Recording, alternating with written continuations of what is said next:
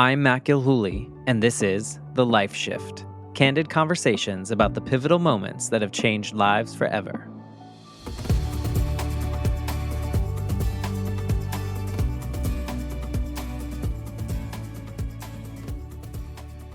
Hello, my friends. Welcome back to this little experiment that I am doing, and it's not so little. It's actually 30 days, 30 episodes of the Life Shift podcast.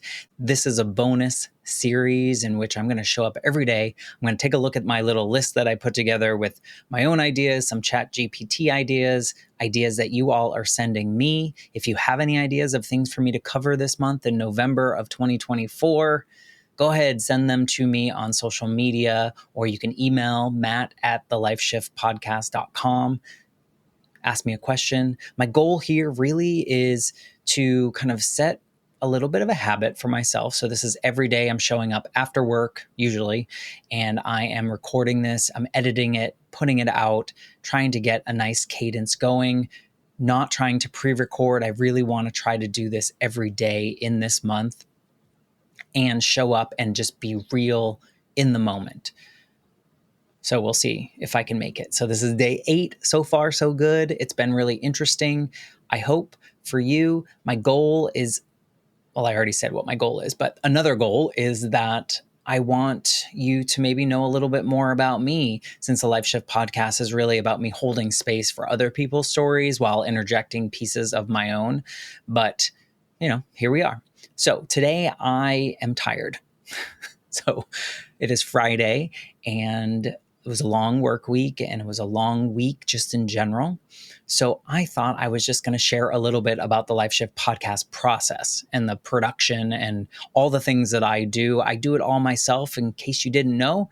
So I started this as a school project, and I've been teaching myself how to do everything since. I just recorded my 165th episode with a guest. So I guess that means I've recorded with that many people. That's kind of crazy.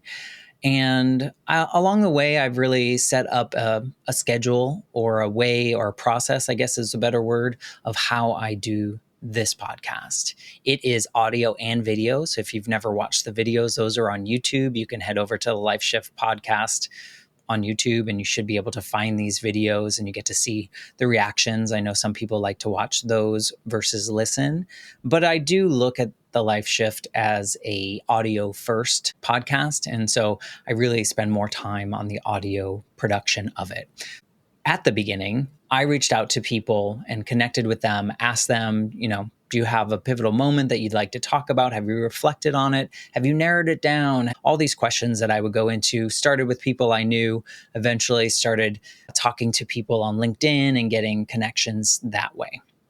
Since October 2022, I have not actively sought out a guest. So I consider myself really lucky. But it does mean that I get a handful of pitches from people and podcast pitching agencies pretty regularly, like every week. And that means I need to work a little bit harder to kind of process those and go through them and be kind, because we are dealing with people's stories. They come in kind of buckets. There's the bucket of like, it's clear that this particular pitch was sent to every podcast that ever exists, and you've never even heard of my podcast, and you're essentially just copying what's on the website. Then there's like the ones that are like, they've clearly listened to the episodes. They've narrowed down in their email. It's like, this is the Life Shift moment. Here's what's changed in my life. All this like detail where it's kind of clear you've listened to the way that I host the Life Shift, because it's different than others. It's not a typical interview show. It's not unique, but it's not like your typical, like, here are my 5 questions and we're going to go down that route. Then there's the ones in the middle where it's kind of like, I think you understand the show, but you're also pitching your person as if you don't understand the show. So it really just depends on how I'm feeling, what I'm reading, the vibe that I'm getting from the interaction if I go forward. So in any case, if I determine that like the person is great, I have this little intake form that I have them fill out, this intake form that gives me all the information I need. If if I look through it and it looks good, then I send them a calendar link and they can schedule when they want to record, which works best for them with certain parameters of my own schedule. So that's after work or on a Saturday. If it's the in between, then it's going to be a little bit of back and forth in the email, asking about the pivotal moment, sharing a little bit about mine, those kind of things. And that's kind of probably, I'd say that's the majority of trying to get people to narrow this down and go back and forth.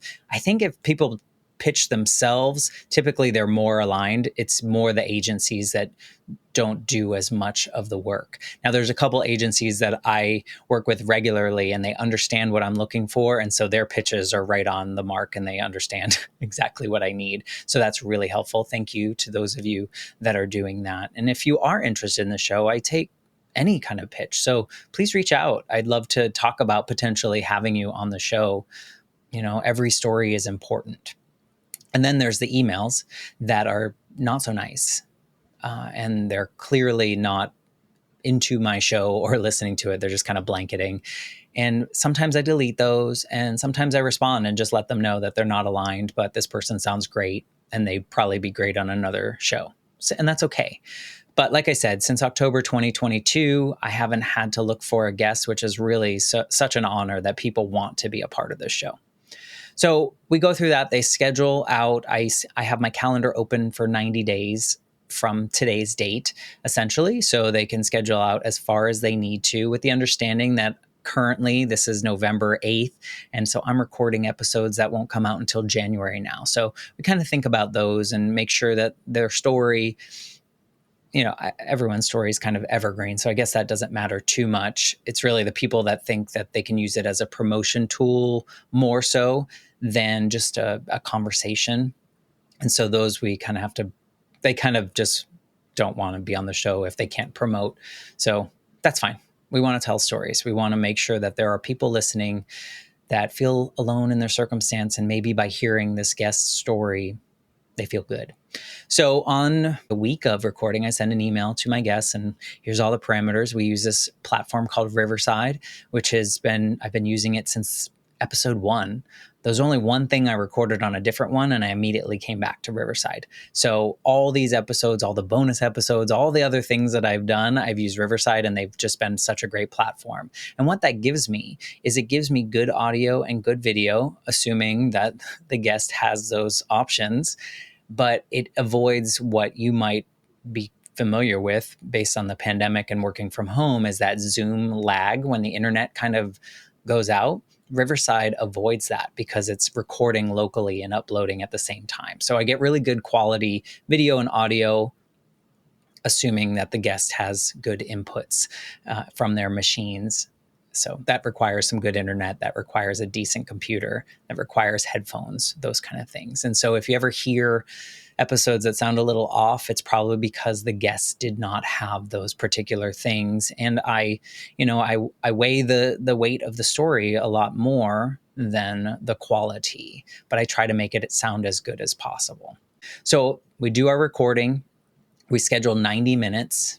Typically, the episodes will wrap up around 60 minutes, but I want to give that cushion. I want to get comfortable with the guest. And then we just have a conversation. I don't know if you know, but I don't do research on my guests, and it sounds really terrible, right? But what I found is that if I know too much, then I kind of preconceive what the episode is going to be about, the avenues that we're going to go down. I might have questions that I just keep in my mind or have written down, and it's just not going to be the Life Shift podcast. So my guests are aware, and I let them know that I don't do research because I really want the conversation to unfold in the way that I think the universe intended it to. I tell my guests that if I ask them something crazy and they don't feel comfortable, they should let me know and not answer those questions. It's never happened yet, but I do want to make sure that people feel comfortable doing so. We record the episode wherever it goes, and they've just been so fulfilling. I mean, I hope you find the same when you're listening to these episodes. So then we're done, and I tell them like what I'm going to do afterwards, but I get the files. I edit the audio in Logic Pro on my MacBook, and I run, different compressors, and sometimes I use some software like Auphonic and what else do I use? Some things to make it sound a little bit better or to balance the audio a little bit more. I use DaVinci Resolve and Adobe Premiere Pro to do the video, kind of edit that just a little lightly, probably for filler words like and and those kind of things. So I do a lot of that. Then I get those files ready. Usually they're ready like 8 weeks before they come out. So I have them good to go. Then I use a tool called Opus Clips, which I can put the entire video in there, and then it will identify some clips that I can use on social media. I also have some other things that I use on Saturdays, Sundays, Mondays, and Tuesdays leading up to the episode. So I create all those in Canva, and if you follow me on social media, you've seen each of those, and you kind of see this regular cadence. All these things I also share with my guests. I give that to them the week before their episode. I'm like, here's your Dropbox link. You can do whatever you want with all these clips. These are ones I'm going to use. I use a tool called Notion AI to take the transcript and help me write some show notes. Although Captivate, which is the hosting platform I use for my audio, also has a great AI tool now too that will help me with titles and show notes that go in there. And I combine the bios from my guests in Notion AI. I also ask it to write those AI developed poems. So if you follow me on social media, you've probably seen those poems. It helps me create a Spotify playlist that goes with each of the episodes, kind of in the genre of music that the guest likes to listen to when they're feeling their most themselves. And the songs should align with the theme of the episode. Couple other things I do in there. That all builds off of the transcript. So it's just taking the information that we've already shared out loud and it's kind of repurposing it in a really great way. And so I try to use these tools because one, I just love technology, but two, I have a full-time job. So I'm trying to find ways to not cut corners, but cut corners, right? I think in a way that can help me create things so that more people will want to listen to the episode. So I create all those social media pieces. My video and my audio is already done, but not because with the audio, I then, before we finalize everything, I go back and I identify like a little hook. So you probably heard the beginning opening of every episode has a little like teaser, if you will. So I have to pull that from the episode and then I finalize the audio MP3 for that. Once I'm ready to load it up, I have a hosting platform called Captivate, which is a great one that I just moved to earlier this year. Shout out to Danny Brown for helping me. So great and so helpful. But this platform, you basically what you do is you upload your MP3 there, all the information, and it distributes it to Apple, Spotify, I don't know, all of them, good pods. I can't tell you. There's so many. Apple Music, everywhere, Pandora, and it sends it everywhere. So all I have to do is update that particular hosting site and it loads it everywhere it needs to be. So that's a wonderful service. It usually I think I schedule it and it's up on all the platforms within like 10 minutes or so. So this episode, I'll probably, right when it shows up in your feed, I probably uploaded it a couple minutes before. Spotify seems to load the fastest, but it'll get to Apple Podcasts pretty quickly. And then a lot of these other programs pull from Apple Podcasts. So I do that. Then I upload to Patreon. So I have a handful, 25, 26 people on Patreon that are helping support this because, as you hear, I do a lot of things and I'm so thankful. Some people give me $3 every month. Some people give me $5. Some really generous friends of mine give me $20 every month. And all of that helps to cover all the costs of these different software programs. So I load everything to Patreon. They get the episodes early. So I make sure to put those in there. Then I load everything to YouTube, the video version, and upload all the different criteria there. Most of it kind of matches across the board, so it's not too crazy. And then it goes out into the wild. Day of release, I email my guest, thank them, of course, give them the Apple Podcast link, give them the Spotify link, give them the link to that playlist that I make in Spotify with the music that goes along with the episode. The episode's obviously in the playlist as well. I give them the website address. Oh, I update that website when it launches too. And then I give them an embed code so they can put it on their own website. And then it's out in the world. And I hear from people behind the scenes on social media telling me that they listened to the episode and it really impacted them. I see reviews and ratings on Apple Podcast. If you haven't done one, please take the time to write a little review. That I would love that. 5 stars would be fantastic, but do what you need to do. Thank you for that, for all of you that have done that. I think there's like 100 and something reviews on the podcast, and I think I'm averaging at a 5. There was a 3-star once, but we're not going to talk about that one. So then that happens. And then I hope that the stories make it where they need to go, and then the ears that needed to hear that. And the nice thing is that it'll be out there forever. So now I think I've released 155 episodes. I have 165 recorded, more to come. But like, that's almost 3 years now. And so someone could be listening to episode 1 for the first time. If you do, the sound sounds a little but hopefully I'm getting better. You can see all the tools that I use. If you are interested in supporting the show, please either join the Patreon, or I have a PayPal or those kind of things, and happy to take any contributions that I can push towards some of these new tools. I actually just downloaded a new tool called Captions, which is like AI focused. So don't panic. It might not actually be me. It might look like me, but it might not be me. Just to play with this weekend. So that's really all about the production process of the Life Shift podcast. I'm sure I missed something, but in case you're wondering what the life of a solo podcaster looks like for an interview show, a weekly interview show, that's what it looks like for me. I don't know if it's the same for everyone else, but hopefully through listening to me talk about it, as much as it sounds like a lot of work, I hope I also kind of show you that I'm just really passionate about sharing these stories, and my why for the Life Shift podcast is so strong because I know that 8-year-old version of Matt, who had just lost his mom, really needed to hear other people's stories of people that had experienced the loss of a parent and like survived and thrived. So I hope that each episode is finding the ears that need to hear it, and they feel less alone in their journey, or they feel inspired, or whatever it may be.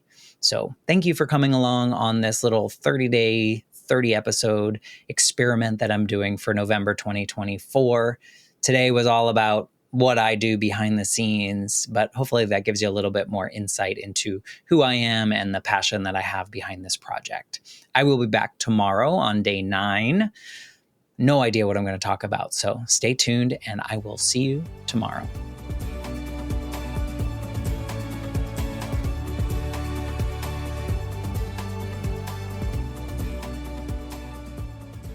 For more information, please visit www.thelifeshiftpodcast.com.